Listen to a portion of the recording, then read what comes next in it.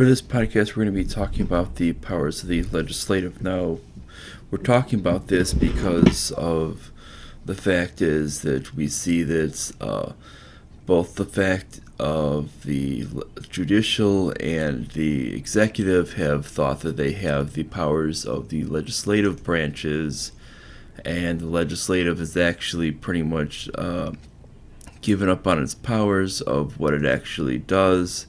And we see that other areas have actually done what it should be doing.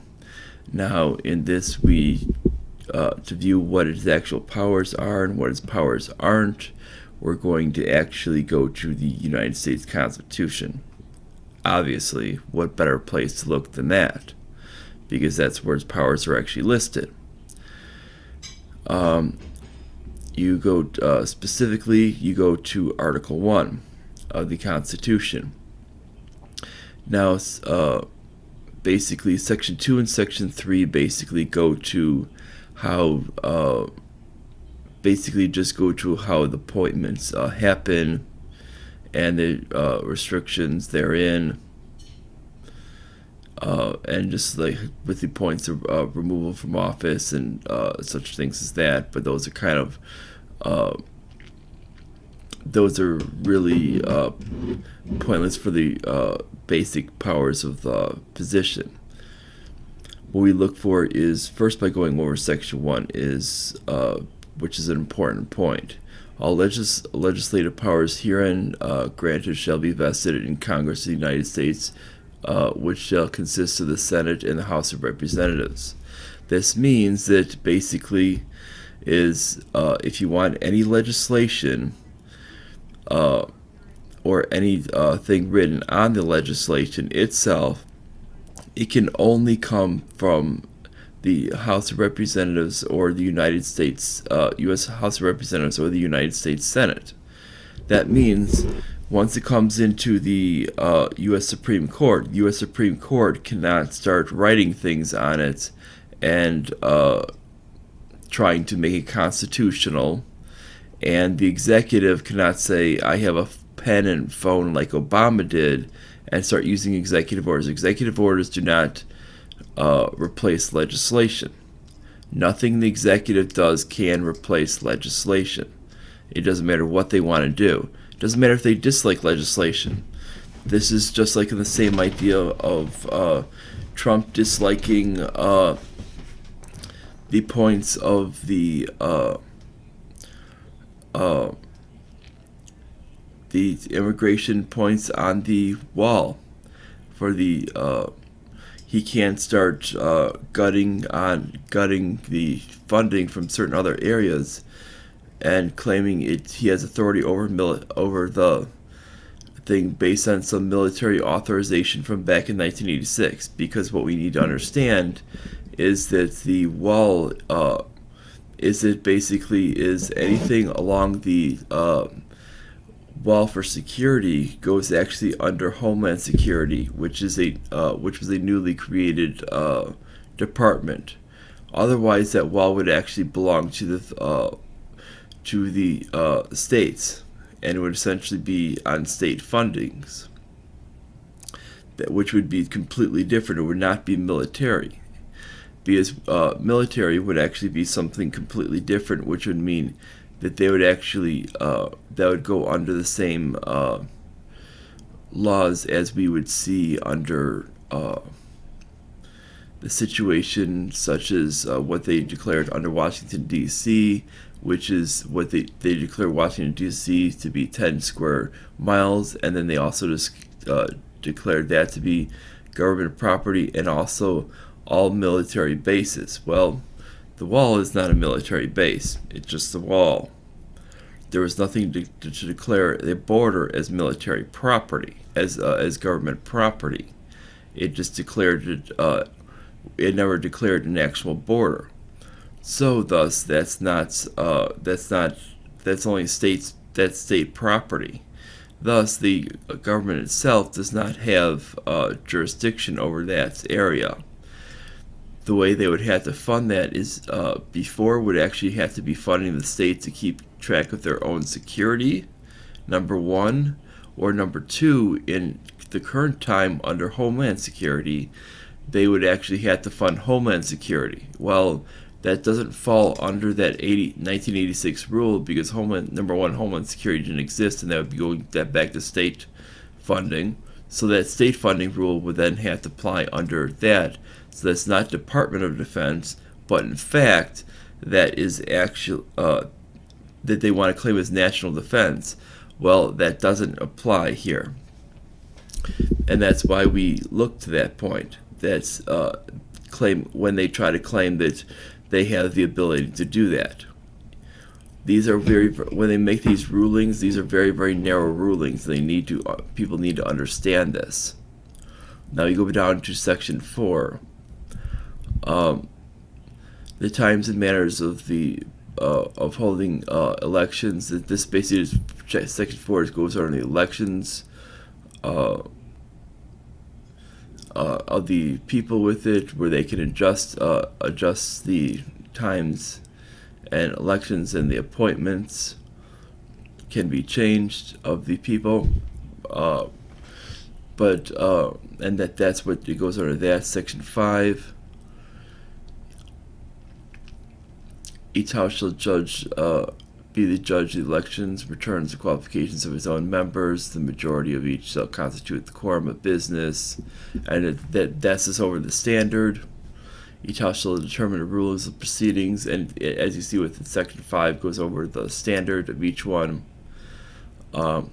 Section 6 goes over the pay.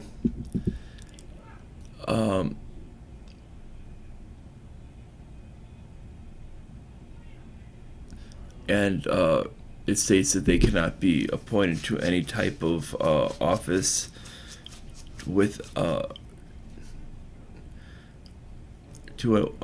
any office where or hold any authority at the same time while they are an actual senator or representative. This means basically if they're given some type of authority within an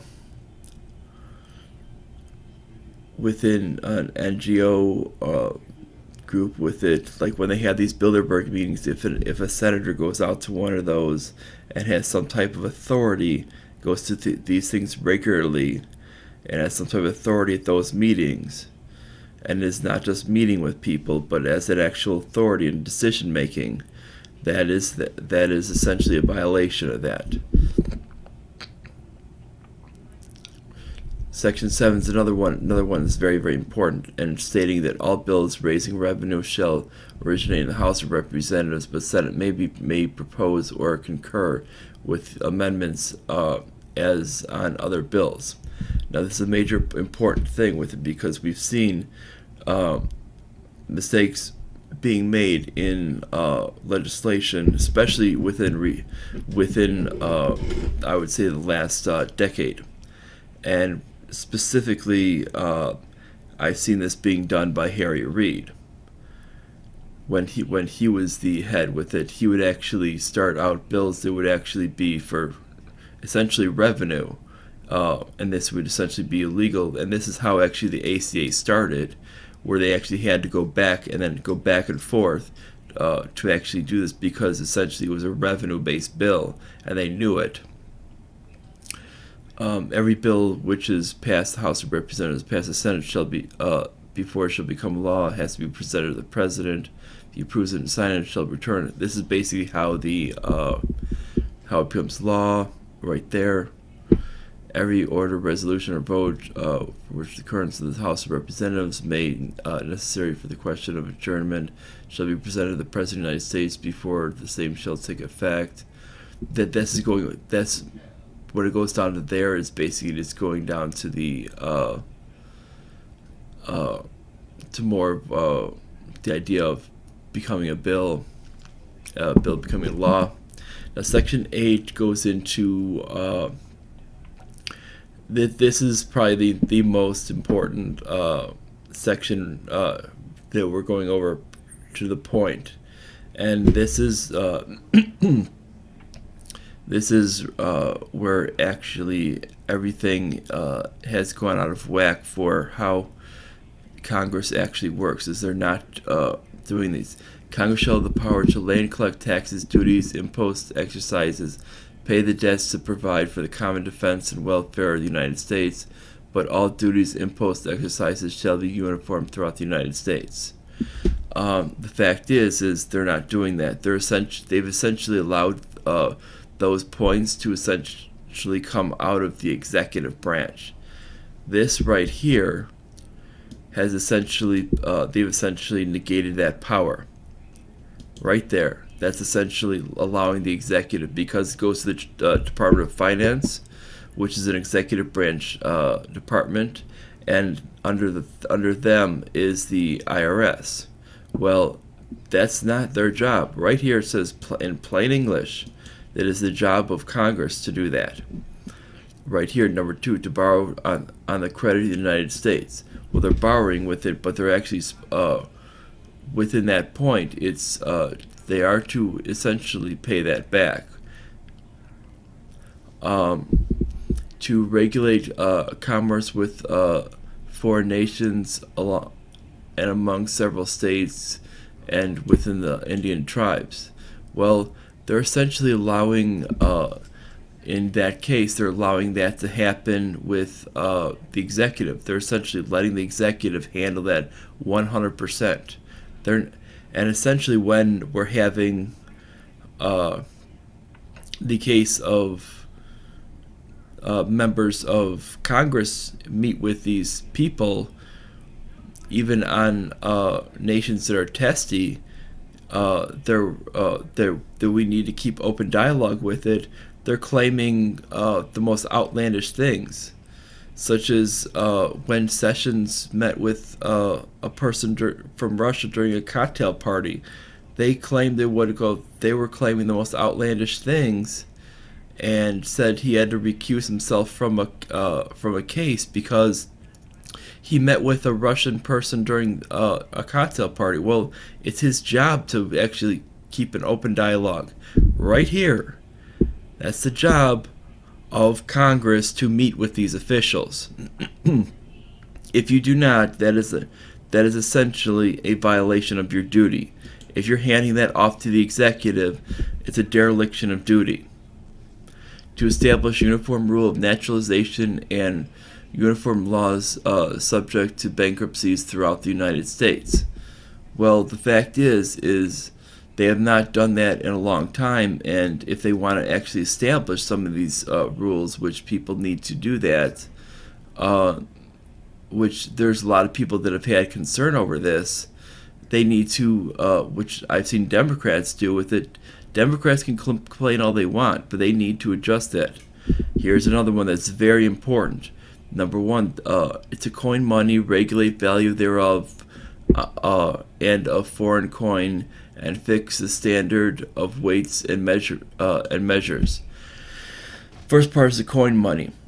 Number 1 is that's been basically relegated to the executive, specifically, actually not even the executive, but actually to the Federal Reserve, because they're buying up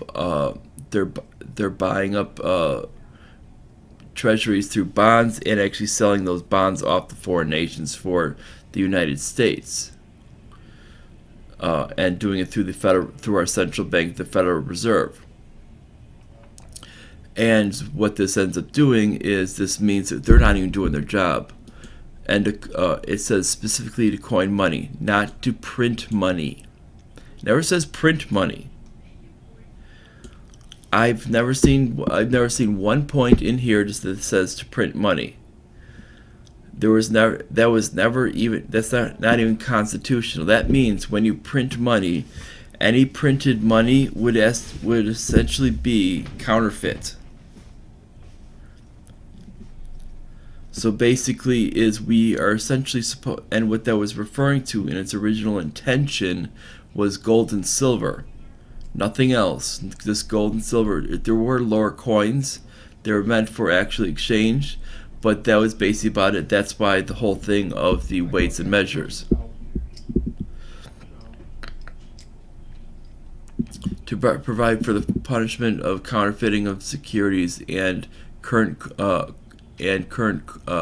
of the United States. Mind you, right there, it does not state anything about paper money. There's a reason why it doesn't state anything about paper money, and it doesn't state anything about the Secret Service doing this. It states about Congress doing that. And there's a very big reason for that, because the fact is this was the actual this was supposed to be the only way that people pass currency from person to person. Currency was supposed to be coins, not paper, not useless paper. To establish post offices and post roads. Doesn't say to build them, just says to post them. This is basically nothing but actually signs and showing where they go. The actual building of the roads was supposed to be done individually by local municipalities and the states themselves. To promote the progress of science and useful arts by securing limited times with authors and inventors to exclusive rights to their writings and discoveries. This is basically establishing the ability for them to create a patent office. That's basically all that means. So essentially, on certain things, they would have essentially about a certain limited number of time to develop their item without it being considered as public knowledge, and and then exclusive rights on certain things, on writings and such with it. So basically, they could not have their writings duplicated, and anybody using information on their writings would actually have to cite them. To constitute tribunals inferior superior to the Supreme Court, and this is basically for the purpose of creating a court system. That's basically what it means, is creating the lower levels of the court system on basically a national scale. To define and punish piracies and felonies committed on the high seas, offenses against laws of nations. This is basically because essentially there were, at the time, there was a lot of theft happening. It doesn't mean like piracy, like essentially like downloading music. That's not the meaning of that. That it's actually meaning an actual, when a ship goes through, essentially robbing that ship. That's the same thing like what we were seeing. This is, I know it's a few years back with it, but out in Somalia, they would essentially go and actually rob these French ships going through. They were just trying to do nothing but trade within the region and had to travel through certain areas. Here's probably the most important: to declare war, grant letters of marque and reprisal, and make rules concerning captures on land and water. The most important is to declare war. This means that basically that the executive has no ability to go to war, no matter what the time limit is. There's no legitimacy to them going to war or committing any acts of war, even sending off bombs, selling off any equipment, or any of that such things. Because we never saw one bit of that in the points yesterday. And that's why specifically, because they knew the executive would be the most prone to go to war, because you're having one person make the unilateral decision. Even with advisors, they're virtually making a unilateral decision. And Madison knew this, so he wanted to essentially put it with the most vast number of people, and obviously these people will have advisors on top of it, so you're basically getting a huge number of people, even beyond what we have at the 535, or essentially most likely going out of the house, which will be you're talking is the 435, but you'll essentially be going through both houses, is pretty much is you're talking there's a lot of people out there that they can do that, and they're going to be essentially stating what their opinion on that whole on the whole situation is, I should say. To raise and support armies, but no appropriation of money shall be used for any longer than 2 years. This means that they cannot basically hold on to money. This means no appropriation can be made for any longer than a 2-year period for military. And that means no slush funds, which means essentially what they've done with allowing the military to keep these slush funds is illegal. And we've seen this where the military requests these like little slush funds, and it's caused and the military will even do things as drastic as they'll say, we need this extra fund just in case. Well, we know right here that they can't have any money for any longer than 2 years, and that's illegal. And it doesn't state, and when it says for the actual for the common defense here, it has always stated for the common defense of the states. It does not say for the common defense of as in the terms that were used by progressives, which is actually this global common defense, which is a complete different term. It was actually for the common defense of the United States, which is actually for each and every state, because they viewed the states as individual states, and the people as individuals themselves. To provide and maintain a navy, because they viewed the navy as being very, very important, because we are essentially isolated from the rest of the world. To make rules for the government and regulation on the land and naval forces. This is for basically for conduct. To provide for the calling forth of the militia and execute the laws of the Union, suppress insurrections and rebel invasions. This is just basically insurrection. This is not based on where an actual government is becoming tyrannical. This is completely separate from that point, because it would actually be noted from that point. This is actually cases other than that, and the militias basically would essentially be what is viewed as the draft. And that's just to deal with things internally, to provide for organizing, arming, and disciplining the militia, and for governing such part. This is basically keep going on the idea of these people that would essentially be drafted to exercise executive legislation in all cases to which the district, not excluding 10 miles, as made by the secession in particular states and acceptance to Congress, may seat governing the United States to exercise the authority over all places purchased by consent of legislature of the state which shall be seated on, the erection of forts, magazines, arsenals, dockyards, and all other buildings necessary. And that's basically where it says right there is that's your thing to basically what would be military constructions. It's basically forts, magazines, arsenals, dockyards, and all other needful buildings.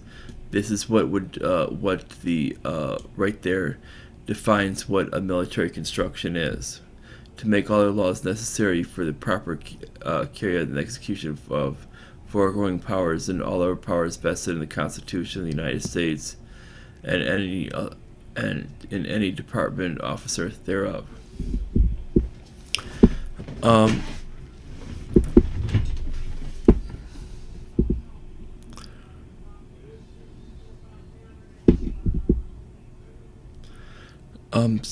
Section 9 is basically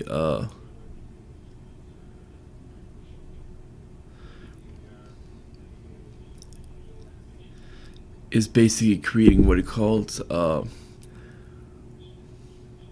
is creating basically a system so basically that no state can essentially lay essentially tax against one another.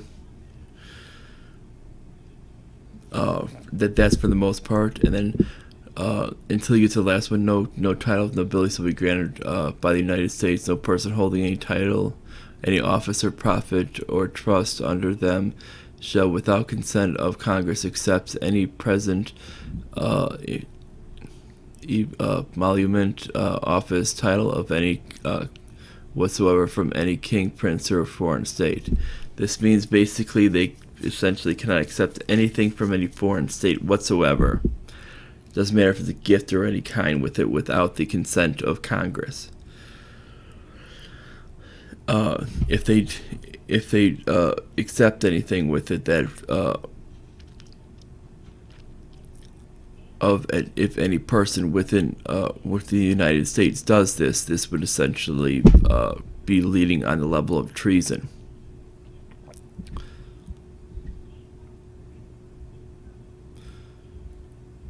Or I should say, if any person who is already currently in a leadership position does. I shouldn't say people, just general as well.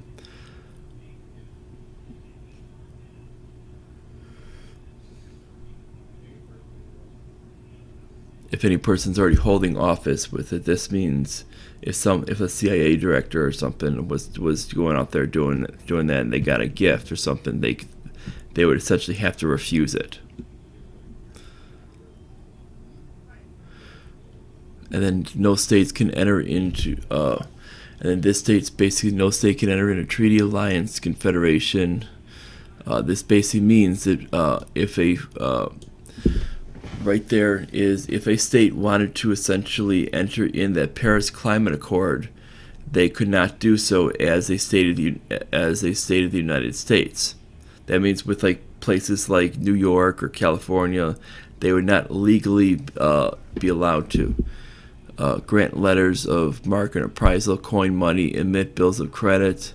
This means they cannot essentially go in the red. No state can essentially legally go in the red. Make anything out of gold. Make anything but gold or silver coin as tender of payment of debt. This is key, because this means that this was essentially the coin, what they were talking about. When they're talking about gold and silver coin, that's key, because that was essentially what their top coins were meant to be. And it was not meant to be any paper, and this is why that's in Section 10 is key. We were never meant to be passing paper. We were essentially meant to be passing gold and silver. Pass any bill of attainder, ex post facto law, or law impairing the obligation of contracts, or grant any title of nobility. No state shall, without the consent of Congress, lay any imposts or duties, imports or exports, except may be solely necessary for executing an inspection of laws, blah blah blah blah blah, produce of all laid any. Basically, it cannot. It can't essentially impose any duties on any people within its own state, except within the consent of the country.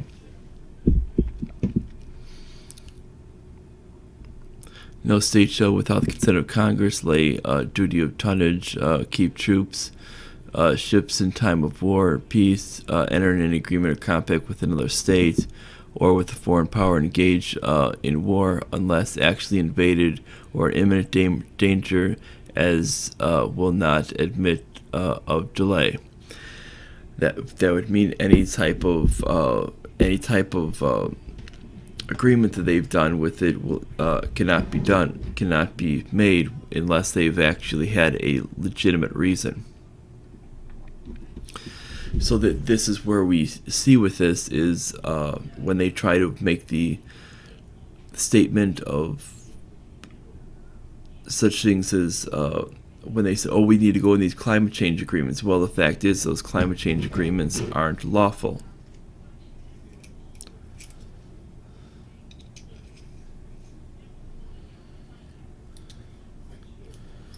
Because you're not allowed to do those from those countries, and from this country, because our country has essentially negated that. And that's but the fact is we need to understand from our actual legislative body is we're essentially ignoring the way the laws are supposed to be. Is not only are we supposed to borrow on the credit of the United States, we're also supposed to be paying that back. And if you see what we're doing, we're essentially, all we're doing is we're essentially just borrowing money, which is we're just paying back interest only, but we're paying that to other countries. And essentially what they're going to be coming to is they're going to be stating that they want their money back. And if that's not going to be too far away. And they're going to state either A, you pay the money back, or B, we want actual goods in return. And that's going to be a lot of goods because we're at $22 trillion. And if you look at our GDP is below 100% of what is well below 100% of our debt. When we have that, you see the countries are usually in serious trouble when they have that. That means they steal. That means if a country takes all of your stuff, you're still going to be in debt. And our only solution would basically be is we'd have to really tighten up government. This would mean that when you have people promising a bunch of free stuff, they can't do that. What needs to actually happen is you need to start tightening your belt. Go to what the actual Constitution says. Is you need to actually start go to what it actually says here and what they actually call for. We're going to have to basically take all those people that are abroad and tell them sorry, this isn't constitutional, we can't do this anymore. And come back and if they want to put any type of sanctions on us from the UN or whatever, tell them, let them. Because the fact is this isn't constitutional and we can't do this. Because you got to think that these unconstitutional wars have actually just within the last 20 years have pretty much cost us near $10 trillion. And that's just that's showing you that these things are costly. The war on drugs is basically minimum. I mean, if you don't even look at the actual impact from other areas with it, that's another $1 trillion. There's a lot of welfare spending that's basically that accounts for can be accounted for at least close. They can be accounted for at least close to about 15 trillion, if not more, during the actual last 20 or so years, because it's very, very expensive. There's a lot of, and we're well overspending. And if you start to actually do this, you're going to realize that we could be spending a lot less, and we can actually be putting money directly into gold and silver for our coinage, and people are going to be a lot happier, a lot wealthier just by doing this. Now, if you like this video on what the actual role of the legislative bodies are, subscribe, click the notification bell, and share it all the way around on social media. share it to your friends, share it to even people you don't even know. And I will see you guys later for live stream on here on YouTube. And that's about it. Bye, everyone.